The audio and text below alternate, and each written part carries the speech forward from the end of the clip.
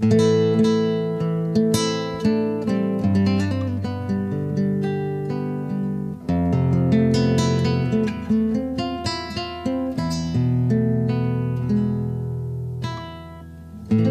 folks, Travis of Elliston Equine Solutions down here at the Clopton Cow Company, and more specifically standing in the arena at the ranch here. And you're probably wondering, hey Travis, why are you carrying a saw? Well, yeah, this is a good crosscut saw, and this is what we use out in the high country of the wilderness. If there's any logs that have fallen over on top of the trail, sometimes your horse can't go over top of it. Sometimes a horse can't go around it, and sometimes your horse and livestock mules cannot go underneath it. So sometimes you don't have a choice but to cut through it with a saw. And you're going to say, well, how come you don't take a gasoline chainsaw? Well, law of wilderness says, according to Forest Department regulations, you are not allowed to bring anything mechanical, gasoline operated. So you have to do the old sweat and tears and a lot of hard work and muscle with the saw if it's a large tree. And nice thing about this saw is a two-person saw, so one person on each end can give it a yank and everything. One thing when you're looking at this saw, you want to make sure they're sharp like this one is, and make sure there's no rust. Now, there's no rust on this. It is two-toned. You can see there's starting to be a little bit of pitting. We're going to clean this up again and rubbing a stone on it with a little bit of acetate and try to smooth it up. You don't want no rust catching when you're going sawing through a log. But other than this little bit here, this is good, and I'm only missing one tooth on it. So moving right along, what we're going to talk about is how do you carry this into the high country?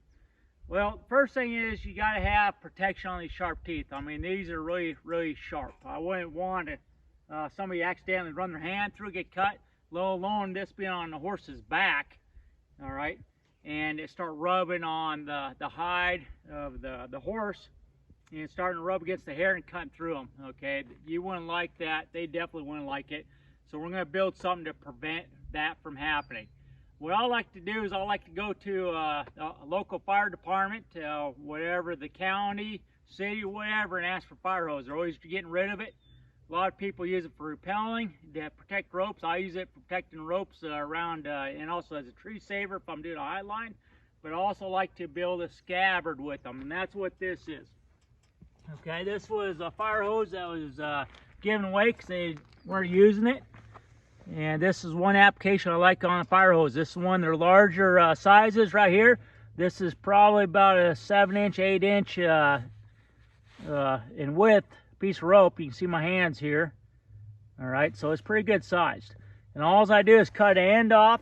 I know it's a 6-foot saw, so I just measure from here 6 feet out, and I just cut the other end. And then what I do is I just go ahead and take a carpet knife or a pocket knife, and I just cut right down, box cutter, whatever you want to use, right down that edge and open it up into basically an envelope. All right, I just split it right open, okay? And then what I'm going to do is normally I add a lot of buckles on the side to go ahead and contain the saw inside of it. And that's what we're going to show you next, how to do that. Howdy folks, we just got done putting on straps on the fire hose, and I'm going to show you how I did it. I had an old set of shafts that are garbage, so I borrowed them and put them on one side, and then I just put a buckle on the other side, just like a set of shafts. I just riveted them in. I did that to the center because when you actually bow the saw over top of a pack saddle, I wanted a little bit of movement to be able to do so. And then on the ends, I actually put straps to be able to secure it on the ends of the saw, and I'll demonstrate that a little bit here as soon as I get done putting in the loop, and then also the strap on the last side. I'm going to show you how to do that right now. Okay, so the first thing we're going to do is we're going to put the loop side.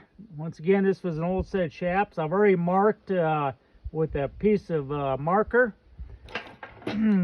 the different increments I did. All I did was grab, since this is a 6-foot saw, All I did was grab enough straps to be able to cover it down, which in this case was 7, and break it down pretty easy with about 1 inch from each end. And I went ahead and left this open for you, and all I'm going to do is take the loop, I'm going to take it right up to the top. I'm going to mark it with a piece of pencil. Then all I do is grab my handy dandy hole puncher. And then some of these fire hoses that you get actually are double layered inside. I removed the rubber insert out of it, but I did keep the two together. And what I like about riveting, which is what we're going to do, it actually keeps them together better. Okay, find that pencil mark, go ahead, puncture through both of them. Now I'm going to grab my rivet.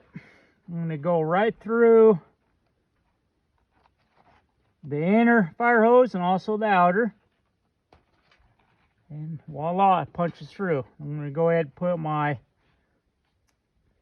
Okay, so the question you're probably going to ask, well, what size of our copper rivets am I using? Well, I'm actually using a number 9. I'm going to set the burr right on top, like so.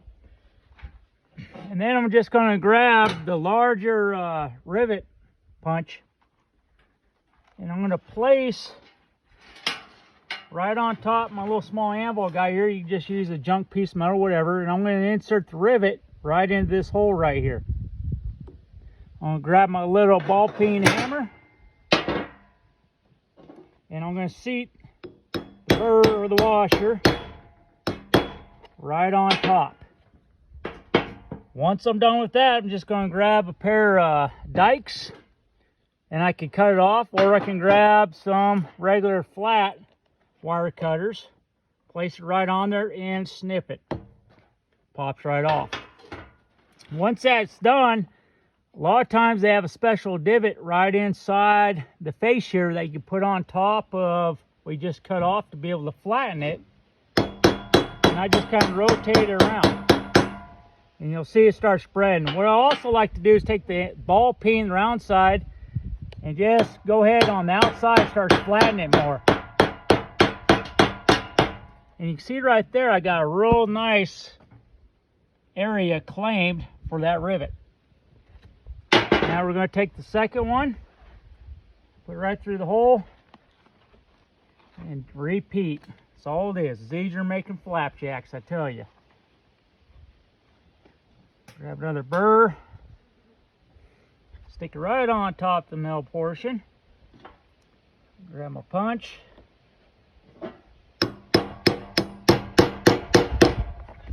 Till it's seated. You see how much is left over. Take my cutters.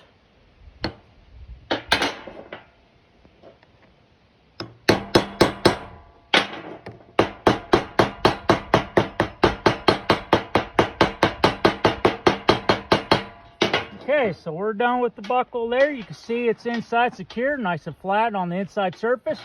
And now what we're going to do is place the strap on to this fire hose, which would be this piece right here. And once again, this is just buckles that are left over from crap laying around, old bridle sets I had, head stalls and so forth I kept. And I already told you the story on the other side about, okay, I'm going to come down here about using stuff off an old set of shafts I had. So I'm going to take 2 fingers, tuck the buckle, just kind of ballpark it, slide it right over here up on alignment of the ring we just put in. Top buckle here. Now I'm cooking with Crisco. I'm going to mark my holes. 1, 2. Okay, we're good there. I got them outlined, 1 and 2. Now what I'm going to do is just take my punch right here. It's just a simple one. You can also use a diameter of a bullet and stick it right in there. And I'm just going to flatten this out. I'm going to put a piece of leather down, so that way when I punch through, it doesn't hurt my punch. Okay.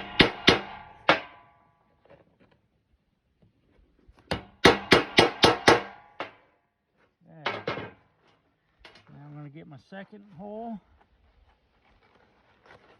sure my piece of leather underneath's lined up so I don't dull my punch.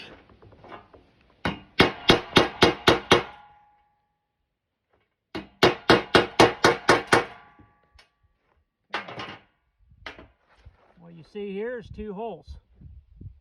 Now I'm just going to repeat it like I did the other side. I'm going to take my buckle with a piece of leather, take my rivet, my copper rivet, push it right through the hole. Sometimes it helps to go to the inside. One thing I kind of want to tell you folks, just from experience here of working on this now for a little while, is try to have the tip of your buckle facing up where the pressure is going to be.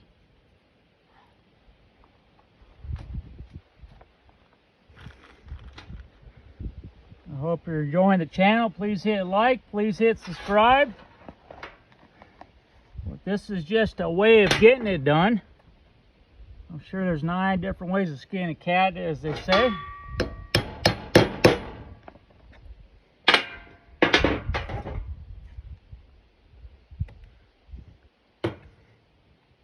Okay, before I go ahead and mess with final procedure of fastening that, I'm just going ahead and plop this other hole in there, other rivet in the holes.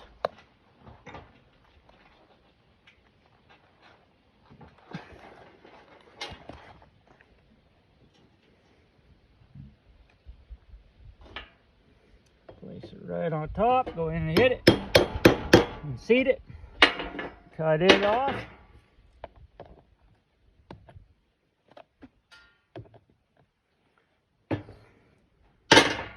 Alright, take the concave edge down, same thing on this side, final touch with ball peen hammer.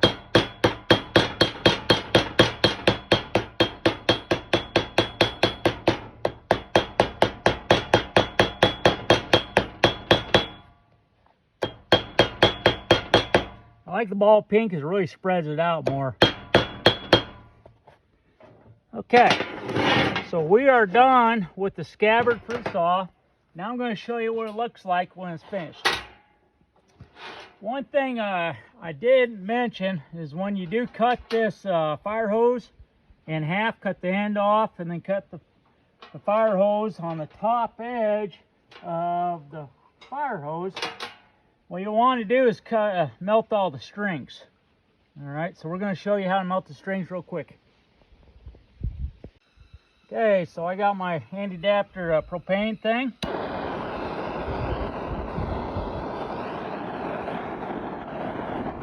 And I'm just going to burn all the rappel lines.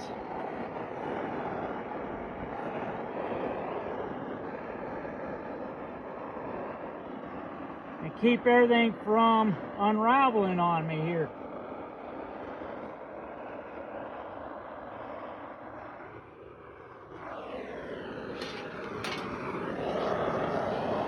No OSHA approved glasses here, folks. Just using common sense and try not to get hurt. Ooh la la la la.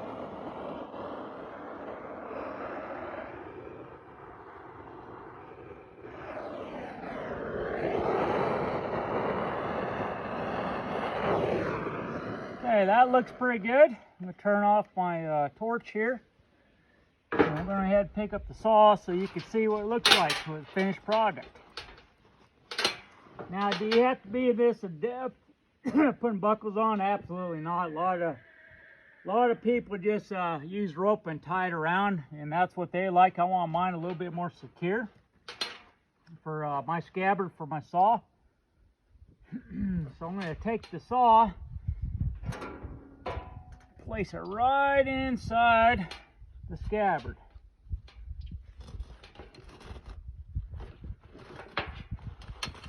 Okay, I'm going to close up the middle first. Whatever fasteners you have, that's what you use.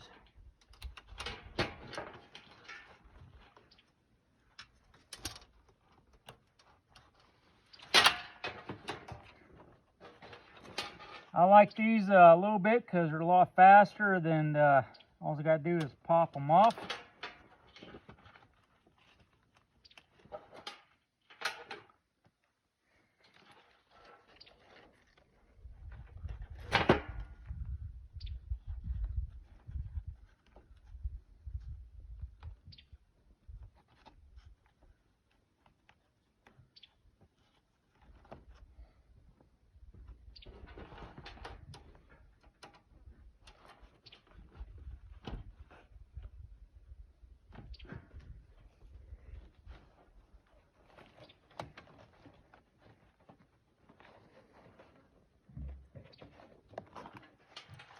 Close to the handle. And the reason you put a scabbard on, and I'm not going to insult anyone's intelligence, but these saws are really, really sharp. And I'd sure hate for somebody to get hurt with their fingers on, let alone my livestock, by running a saw up and down its side. It just wouldn't be that great. All right. So we're up to this part right here. Now what we got to do is do the last step, which is go ahead and put on the piece of leather right here. But I just wanted to show you real quick, this is where we're going with this saw. All right, so last piece. I'm going to go ahead and insert this so you can see it. I think I'm going to go this way this time.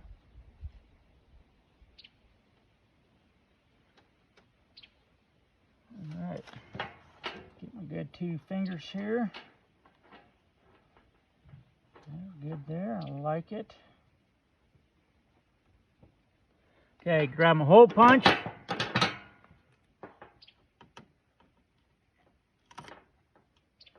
One rivet. And second rivet.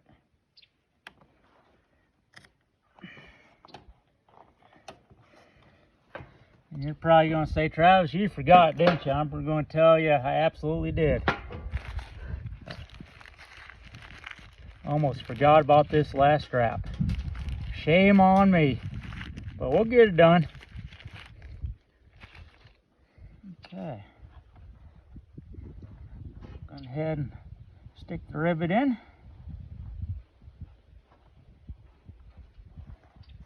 Okay, I like that. Go ahead and put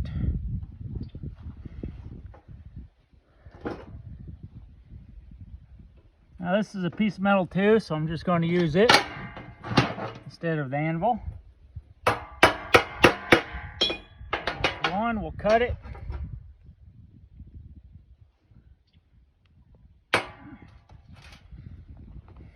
Find that second hole.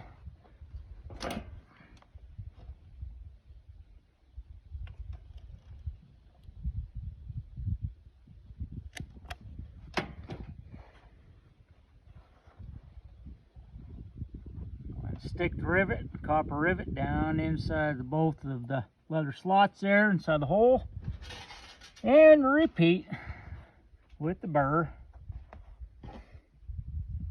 Once again, take the big hole there, stick it right, insert it in the rivet, go and seat the burr. Cut it off.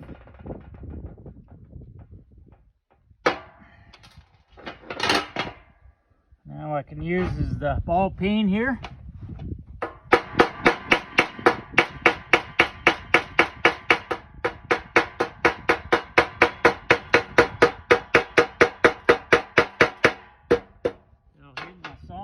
Up here a little bit so I can get more play with it.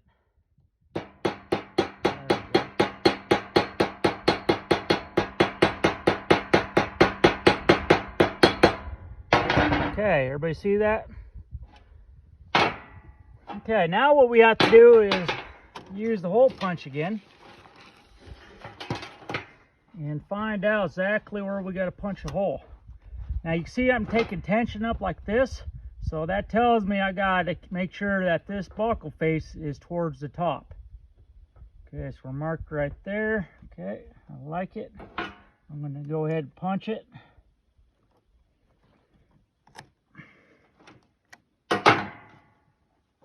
feed the hole through the strap. There we go. Okay, so what I have is a finished product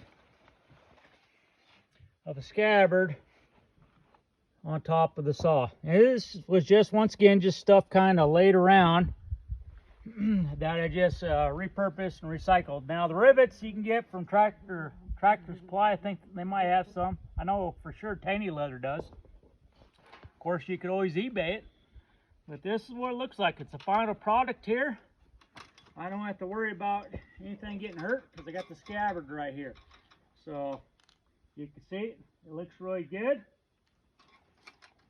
From this side to that side, heck, nothing wrong with that. All right, just food for thought for you. So now you have the knowledge because you watch this channel, because now you're the solution. Take care now.